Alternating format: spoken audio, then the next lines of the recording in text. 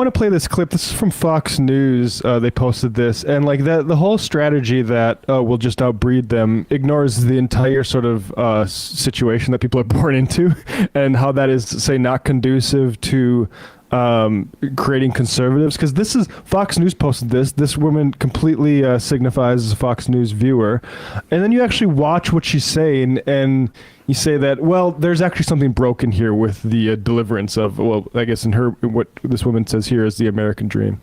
I am so tired of feeling helpless as a parent. Yes, my kids are grown adults. My oldest is 28, my youngest is 25. And I thought by teaching them what I learned, which is you work hard, you get a good job, you're going to get the things in life that you need, right? Worked for me, why wouldn't it work for them? Because it doesn't. Because the world is changed, all right? And now I feel like I see them struggling, and before my generation comes at me, yes, I understand struggling is a part of life. We all struggled, but there's a difference between struggling and drowning, all right? So we struggled, and it was tough, but you know what? We made it. We knew there was a light at the end of the tunnel with our struggle. It seems like kids today, no matter how much they struggle, they just get further and further down the water into the drowning point, all right? When I was their age, I was making less than $10 an hour. And I can afford to live on my own. Now you have to be making six-figure salary to get a decent, tiny little place to live. So what the is going on, and how do we help them as parents? I told my son, all you have to do is work hard, go to college, or join the military like I did. He went to college, got his degree, got a full-time job. He moved back in with me right when he graduated from college because he said, hey, Mom, as soon as I get a job, which was within 2 weeks of him getting out of college, maybe take me 2 months and I'll save up enough money for me to move out. Okay, cool. It's been 10 months. He has saved almost every dime and still can't afford to live. Why are one-bedroom studio apartments almost $2,000 a month? Why?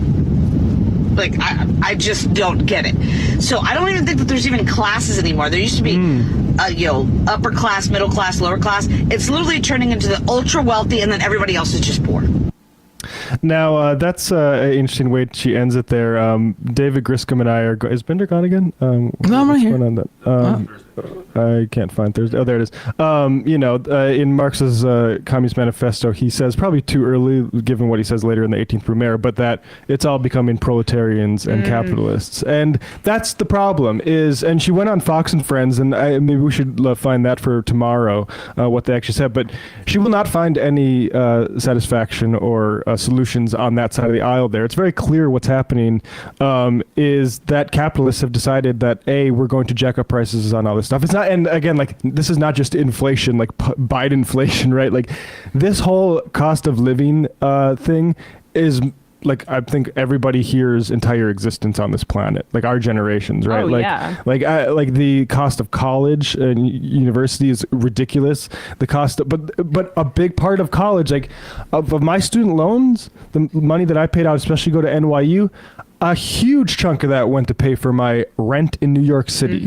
And it's because landlords and capitalists own the housing stock in this country, and they're willing to jack it up before they're willing to buy more and increase demand. So you need to do that with the state. And we have a conspiracy, which is called the real estate industry, which owns politics in basically any municipality and does not want that to happen because they like this woman's son needing 6 figures for a shitty apartment. Yeah. And I mean, and that is why you can't, to bring it back to the damn Daily Wire thing, like, we can outbreed them. No, you can't. No, you can't, because everyone's experience is going to be like, I don't know. This woman went on Fox and Friends. I don't know what their politics are. I mean, presumably conservative, but the experience that you're talking about is universal. There's only so much Mr. Potato Head and trans athletes that is going to make this woman forget that her kid can't afford a place to live because the rentiers in society are, sucking everyone's blood. Yeah. But, give $140 for a free ultrasound. 80% of these women will choose life when they see ultrasound images of their babies. And the statement says, we regard your gift as from the Lord Jesus himself. Yeah, the Lord Jesus. Yeah, go ahead. I was going to say, I don't know much about this preborn exclamation point.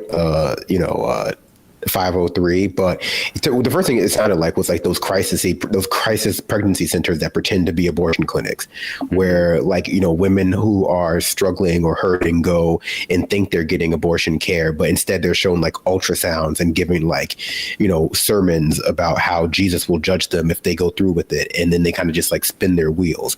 So, I mean, you know, if they are actually providing healthcare to women, honest and open healthcare that is geared towards keeping children, or rather mothers who need that kind of care but are not afforded it to the state, you know, you think good, but I have a hard time believing it's actually manifesting that way and not some sort of like, you know, propaganda campaign to like shame women from having abortions as opposed to that. Yeah, 100%. And I don't think I would have a ton of faith that that's what's being provided. It all goes towards buying the cigars that they smoke, obviously. Yeah. Now, Grangler says go ahead. I was going to say, I lost the connection for a second when we were watching that video, but I looked up the abortion reversal stuff, and it's very, very suspect. Apparently, there was a study a few years back that they canceled the study because 3 women had to be transported to the hospital for treatment for severe vaginal bleeding. It seems like maybe not the best thing. And also the American Congress of Obstetricians and Gynecologists have put out a online page basically that gives facts about it, saying that medication abortion reversal is not supported by science. You know, these are the people who won't take the vaccine, but they'll put you up for this sort of experimental stuff.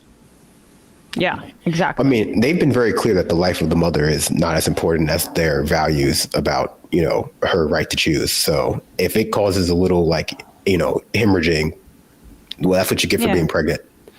Yeah, it's punishment and it's purposeful. Charlie Sheeher says rent's about $2,000 for a shit studio here in Washington State too, and it's causes financial companies. And it's because financial companies, real estate corporations buy up all the housing and charge obscene amounts to inflate the value. When I tell people being a capitalist means making money off of off thing you own instead of work you do, landlords aren't the example I point to. No, that's exactly it.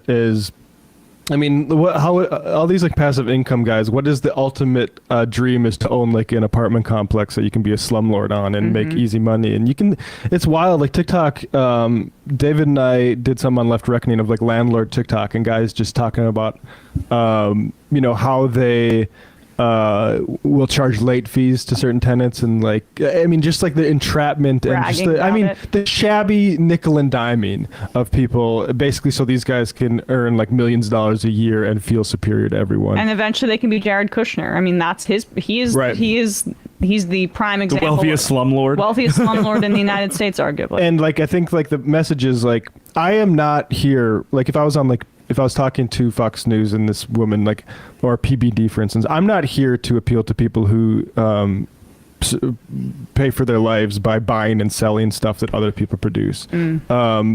I am here for the people that actually build the things and move the things and do the actual work. I think like it's really sick that so much. I mean, I'm not going to get into the different investor stuff, but go ahead, Brandon. I think that your point is well taken, and because like this language has been robbed from people like her, and that's why they can put her on Fox News and show her as a face of someone who, you know, she's legitimately suffering, and then pivot towards contextualizing that with like there are too many migrants in this country. There are too many Asians at Harvard who are taking spots away from like your kid. There are too many affirmative action hires at the kind of jobs that your kid needs to be paid this. Like there are too many, you know, illegal immigrants flooding houses and squatting, and landlords just can't get rid of tenants who have rent control. So like that's why they're jacking up the prices for everybody else. Like, you know, for a populace that has had like the language of labor and organized labor and capitalism robbed for them, it's easy-ish up until a certain point to take these kinds of complaints and just correlate them with the minorities that they are going to be noticing in their vicinity more, and just have that be the problem. And that's like Fox News is one trick, but I think that when they go super esoteric and start just complaining about like trans issues all the time, or when they are letting people like fall into deprivation for so long, it just becomes impossible to pull the wool over their eyes forever. Yeah, I mean, that makes like the media here, Fox News, but also the liberal press that also can elaborate this basically class dynamic here is responsible for all the people turning to QAnon. Like, this is not an individual media, like people need to do better and learn more and be smarter. This is the mainstream media that everyone relies on to inform themselves about the world cannot say that capitalists are basically sucking the blood out of your life and making you have to work more for less, and you see death coming and you're not going to have as much time with your family. You're not going to, and they can't say that. Like this is why we still get stuff about like everyone needs to show more awareness about like a health product like in mental health that is price discriminated against from people. Like, we cannot elaborate this. So of course this woman's going to say, yeah, something happened, and then it's because like we can't elaborate what actually is happening, which is that we're all being robbed and we're all being held hostage by people who own stuff. We're going to get just people descending into madness.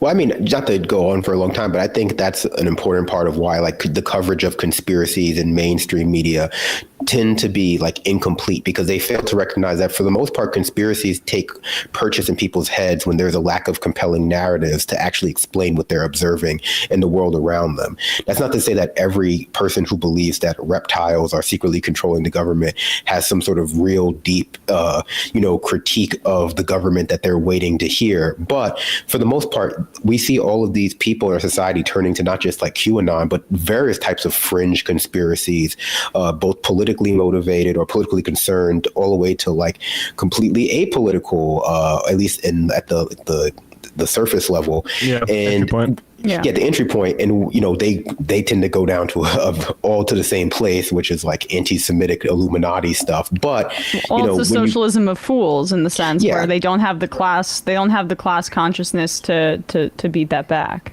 Exactly. And so there are just so many different types of like grifters in our society who see people who just lack an ability to contextualize properly why they're suffering, and use that like silence, or that like the silence that's enforced by our government and our media around like capitalist class to put in narratives about like aliens, or put in narratives about like minorities, and they're all the same level of conspiracy, but we treat some like on the right as though they're legitimate. Like, you can have a legitimate conversation about whether or not the influx of migrants is what's preventing your son from like being able to afford a 1-bedroom apartment, when that just can't be the case.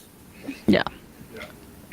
Yeah, I mean, that's what J.D. Vance was arguing recently. I mean, I know we're going on a lot, but he's like, no, it's immigrants. It's not the landlords that I'm taking money from that like that there is housing shortage, so they can drive up rents on shit that they barely improved. Well, that's the oldest trick in exactly, the book. But again, like, our media can't elaborate. That's what's happening. So it's, of course, the immigrants get the blame. Yeah. Well, it's also, again, we're going on for a super long time, but there's like another side to this conspiracy, because they want people to think that they can be landlords too in this way. Like, this is part of like the other side of that scam. Like, you want to be a landlord too. You want to be one of those people who's buying up the empty rental units in your apartment building, or the empty sort of homes in your suburban neighborhood, and flipping them, because we have too many houses for the amount of people who can afford to live in them. Every house in the neighborhood can't be worth like $1 million, because we just don't give $1 million loans to everyone who needs a home. And so like this idea of like, you should be aiming for this passive income lifestyle, and like, you don't just need one home. Everyone who can afford a home needs to buy 3 or 4 is just like grotesque, because at the end of the day, we get to the point that we're at now, where like the real estate bubble is going to blow up, and all these people who are like juggling 5 or 6 mortgages trying to like flip houses or do like Airbnb scams are going to just have to like sell at a loss to lose a bunch of money. And then like we have more consolidation in the rental market under like a rental conglomerate like Blackstone. Well, venture capitalists are gonna begin to buy that stuff up, which they already do. And there's a commercial real estate bubble as well, because so much of the commercial real estate is also concentrated in the hands of some of these specific capitalists. So eventually, once that bubble bursts, and it's going to, given the interest rates that we're seeing right now over, like, I mean, I was just looking at a house on Realtor.com just to see what it would be to, like, for a monthly payment. It's insane. Yeah. The interest rates are as high as they've been in 2 decades. So yeah, this is the systemic depressing half. But I don't know that it's so depressing. Like, I think this rising aware, like, there's an interesting quote from Orwell when he's writing during, like, the like, maybe it's the Spanish Civil War, World War II, but he's like, but in the lead up to, like, basically when the Brits did the NHS, it was a rise in consciousness that their rentiers in society were taking everything and impoverishing society. And he says a quote, like, in the early 20s, like 1 million people knew this, and by the end of the 20s, like half the country knew it.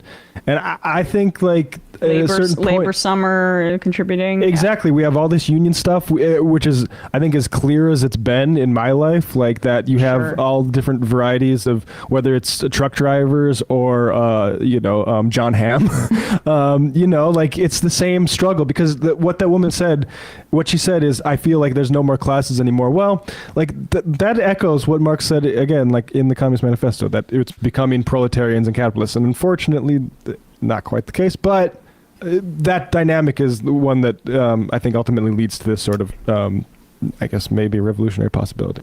Yeah. I mean, it is still, though, the divide between the people that own the means of production and the people that can make passive income and everybody else. Yeah, same as it ever was. Yeah. Go ahead.